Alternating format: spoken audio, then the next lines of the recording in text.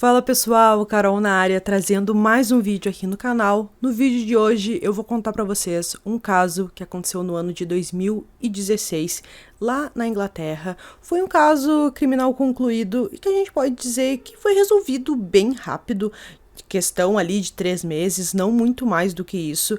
E isso graças aos policiais, os detetives, que prestaram atenção numa coisa que aconteceu nesse caso, que foi a chave para ele ser concluído. Se você se interessa por esse tipo de conteúdo, todas as semanas eu trago casos criminais resolvidos, casos que ainda são mistério, desaparecimento. Então, se você se interessa por esse tipo de conteúdo, se inscreve aqui no canal, deixa o like nesse vídeo, isso é muito importante, e também ativa o sininho de notificações. Então, bora vir comigo que hoje nós vamos conhecer o caso Ellen Bailey.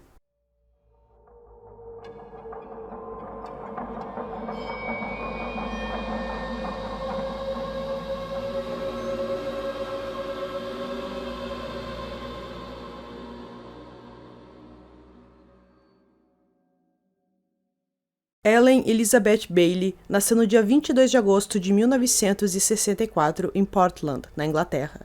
Desde jovem, ela sempre se interessou por escrever. Ela se formou em Fisiologia na Thames Polytechnic, em Londres, com a intenção de se tornar uma cientista forense. Depois, ela mudou completamente seu ramo profissional e começou a trabalhar na mídia, em campanhas de licenciamento e marketing para personagens de desenhos animados, filmes e para Nintendo.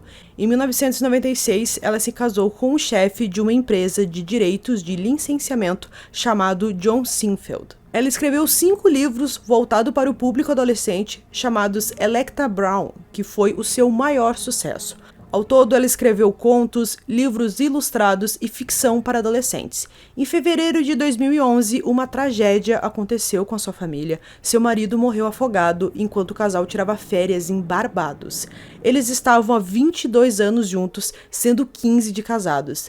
Ela relatou sua experiência traumática em alguns livros, de como foi doloroso aprender a viver sem o seu marido de tantos anos. Ela também conversou com pessoas na internet, fazia grupos de pessoas que passaram por situações parecidas.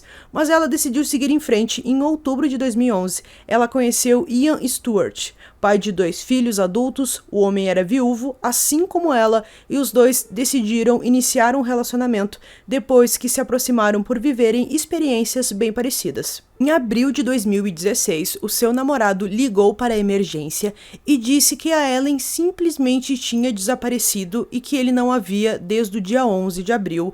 E ele ficou preocupado, é claro, porque ela simplesmente desapareceu do nada. E ela estava com seu cachorro, ela levou seu cachorro junto, o cachorro também tinha desaparecido.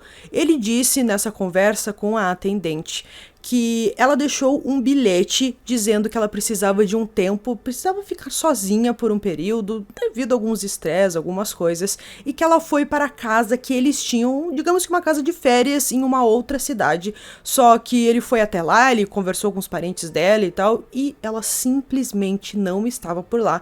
Então, ele deu esse seu relatório para a polícia na chamada de emergência e disse que estava preocupado porque ela simplesmente desapareceu. Please, how can I help? Hello there. My partner has been missing since Monday and not contacted anyone. Said she was going away, hasn't ended up where she said she was going. So we've just decided we should report it. Well, she left a note. She said in the note something like, "I need space and time alone. I'm going to Broadstairs. Please don't contact me in any way." But in Broadstairs, we've got a cottage down there, but people have been down there with neighbours, and she's not there. Seu irmão e sua mãe descreveram esse desaparecimento como incomum, pois com certeza não fazia parte do comportamento de Ellen agir assim. Na época, a mulher estava com 51 anos e morava com Ian e com os filhos dele e o seu cachorro em Royston. A polícia fez uma série de buscas, foi até essa casa de férias que o casal tinha em outra cidade e a sensação que eles tiveram é que ninguém passou por lá pelos últimos dias, parecia tudo normal, não teve assim nenhuma presença de alguém naquela casa, não tinha nada que indicasse isso e Os dias se transformaram em semanas e a polícia simplesmente não conseguia explicar o que aconteceu, aonde ela estava, se ela saiu por conta ou se alguma coisa pior aconteceu com ela. Então, eles decidiram falar mais uma vez com o Ian e perguntar para ele falar novamente o que aconteceu, como que foi aquele dia que ele a viu pela última vez e tal. E ele teve um comportamento um pouco esquisito. Ele disse que não se lembrava direito do que tinha acontecido naquele dia, e a polícia falou com ele algumas semanas depois, então não fazia muito sentido ele já ter esquecido aquilo, já que era algo traumático. Provavelmente ele se lembraria, mas ele contou aquilo, que ela saiu com o cachorro e tal, e não foi mais vista. A polícia foi novamente até a casa de férias de Ellen e Ian e percebeu que no dia 16 de abril, seu celular se conectou com o Wi-Fi da casa por alguns minutos. Pela primeira vez, eles tiveram uma evidência de que Ellen realmente esteve na casa de férias, ou pelo menos seu celular foi conectado por lá. Ao olhar os dados da sua conta bancária, também houve transações nesse período em que ela estava desaparecida. A polícia suspeitou de que ela pudesse ter fugido e utilizado outro nome para não ser reconhecida. A polícia analisou mais profundamente e viu que Ellen tinha duas contas no banco, uma pessoal e uma conjunto com Ian. A em conjunto com o namorado foi mexida, aumentando o limite. Seu cartão também foi utilizado nesse momento. Ficou nítido para os policiais que quem estava mexendo na conta bancária não era ela, e sim o namorado. A polícia precisava conversar com Ian mais uma vez, para ver se ele estava escondendo mais alguma coisa, mas ele não estava em casa, saiu para passar um feriado na Espanha. Quem viaja em um feriado sabendo que a sua namorada está desaparecida, então isso com certeza não pegou bem para o Ian. Seus vizinhos, familiares da Ellen, começaram a suspeitar que com certeza havia alguma coisa errada e que provavelmente ele estava envolvido em alguma coisa. Mas os detetives, eles tiveram paciência e esperaram até que Ian retornassem da viagem. Em 11 de julho, 3 meses depois do desaparecimento de Ellen, Ian foi preso na própria casa. Okay, we've got a warrant to search the address. Section 8, what they call Section 8 pays for it. Just want to listen to what the officer's got to say. I've got some words I need to say to you, Mr. Stewart, okay? I'm arresting you on suspicion of the murder of Helen Bailey. You're joking. And of disposing her body in a manner to likely to instruct the coroner, and of theft of money of Helen Bailey. Okay, so you do not have to say anything, but it may harm your defence if you do mention in question something that you later on in court. Anything you do say may be given evidence. Do you understand that? I guess so. Alright, do you want to sit down? Bloody hell, why? Okay, well, we're going to speak to you at the police station, right? So what needs to happen, you need to probably get some clothes on. Por lá, a polícia realizou uma busca mais intensa em busca de evidências. No dia 15 de julho, os restos mortais de Ellen Bailey foram encontrados dentro da fossa da casa, localizada na garagem. Ao lado do seu corpo estava o do seu cachorro chamado Boris. Foi determinado que ela foi sufocada, mas ficou indeterminado se ela foi sufocada e colocada lá já sem vida na fossa ou se ela se sufocou por estar na fossa. Em todas as vezes que a polícia verificou a casa, o carro de Ian sempre estava em cima da fossa, por isso a polícia não desconfiou de nada. Ian Stewart foi acusado em 16 de julho de assassinato, pervertendo o curso da justiça e impedindo um enterro legal. Ele foi detido sob custódia em 12 de outubro. Ele se declarou inocente, com seu julgamento marcado para janeiro de 2017. No julgamento em janeiro de 2017, a promotoria alegou que Ian Stewart havia drogado Ellen secretamente com pílulas para dormir por vários meses antes de matá-la. Durante o julgamento, a acusação alegou que Ian conectou o celular de Ellen ao Wi-Fi da casa de férias do casal quando ele visitou um dia após relatar o desaparecimento dela, o evento que o promotor do caso chamou de muito significativo. O júri foi mais tarde informado pelo irmão de Ellen que durante sua única visita à casa da sua irmã em Royston, ela havia brincado sobre a fossa da garagem ser um bom local para esconder um corpo e que Ian estava por perto e ouviu isso. Os membros do júri ouviram que foi alegado pela promotoria que Ian tentou 2 vezes usar uma procuração para vender um apartamento que era de Ellen. Essas tentativas incluíam uma na tarde do dia em que ela desapareceu, quando ele disse ao advogado que lidava com a venda do apartamento que a Ellen não estava bem para comparecer pessoalmente. O júri ouviu que no dia em que ela desapareceu, Ian aumentou a ordem de transferência de dinheiro da sua conta bancária para a conta conjunta que ele tinha com ela, de 400 libras para 4.000 libras por mês. O júri descobriu que ele foi o principal beneficiário da propriedade de 3,4 milhões de libras de Ellen e que também se beneficiaria de uma grande apólice de seguro de vida. O júri ouviu uma gravação de ligação do Ian para a polícia no dia em que ele relatou o desaparecimento de sua namorada. Quando a atendente pediu para que ele a descrevesse, ele não conseguia se lembrar da cor dos olhos dela, teve que procurar o número do seu celular e a data de nascimento, e não conseguiu fornecer o endereço da casa de férias. And what's her date of birth? Oh, crikey. God, she phoned me there. 22nd. Right, just let me double check. 1 second. Oh, God. Just need to go through her sort of physical appearance now, if that's all right. What's her height initially? Oh, I'm going to guess here. She has told me, but she's probably 5'10", just something like that. And her eye colour? Oh my God, how do you forget these things? I don't know at the moment, sorry, it's just gone out of my head. God, how can I not remember her eye colour? That's terrible.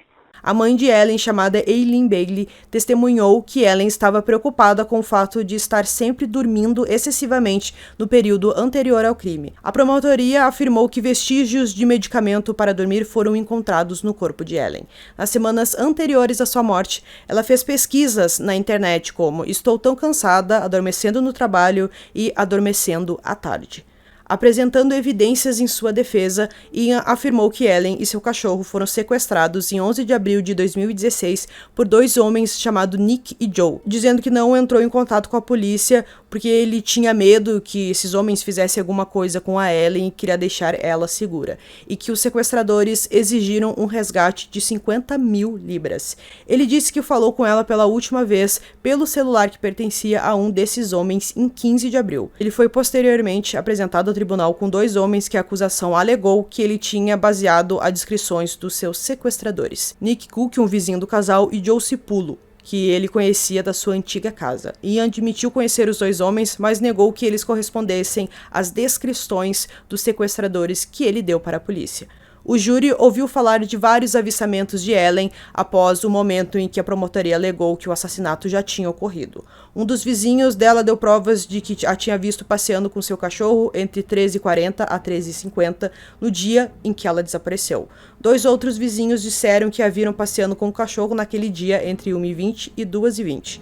Uma outra testemunha afirmou ter visto Ellen em outra cidade após o seu suposto assassinato, mas admitiu sob interrogatório que ela não tinha certeza e que poderia ter se confundido. Em 22 de fevereiro de 2017, o júri considerou Ian Stewart culpado do assassinato de Ellen Bailey.